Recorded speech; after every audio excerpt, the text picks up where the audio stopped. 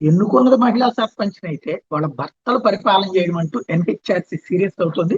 పంచాయతీరాజ్ పట్టణ స్థానిక సంస్థలు ఎన్నికైన మహిళల స్థానంలో వాళ్ళ భర్తలు పరోక్ష పాలన సాగించడాన్ని జాతీయ మానవ హక్కుల కమిషన్ తీవ్రంగా పరిగణించింది. రాజ్యాంగ రక్షణలో కోర్టు తీర్పులు ఉన్న ఎన్నికైన మహిళా ప్రతినిధులు నామమాత్రంగా మారుతున్నారు, అధికారులను వాళ్ళ భర్తలను ఊహిస్తున్నారని ఆక్షేపించింది. హర్యానా బాలల హక్కుల పరిరక్షణ కమిషన్ మాజీ సభ్యుడు సుశీల్ వర్మ చేసిన ఫిర్యాదు మీద కమిషన్ సభ్యుడు ప్రియాంక్ కానుంగో నేతృత్వంలో సమావేశమైన ధర్మాసనం విస్తృతంగా చర్చింది.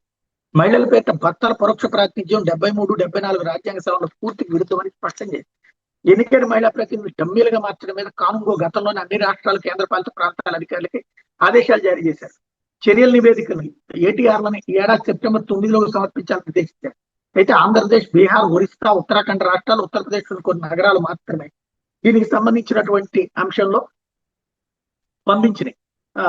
అయితే పురపాలక శాఖ ముఖ్య కార్యదర్శులు ఈ నెల 22లోగా చర్యల నివేదికను పంపాలని మళ్ళీ తాజాగా సమన్లు జారీ చేశారు. లేదంటే వాళ్ళు ఈ నెల 30న సంబంధిత ఏటీఆర్ ముందు హాజరు కావాల్సి ఉంటుందని వార్నింగ్ ఇచ్చింది ఎన్హెచ్ఆర్. విషయాన్ని కమిషన్ ఈ నెల 12 ప్రకటనలో చెప్పింది.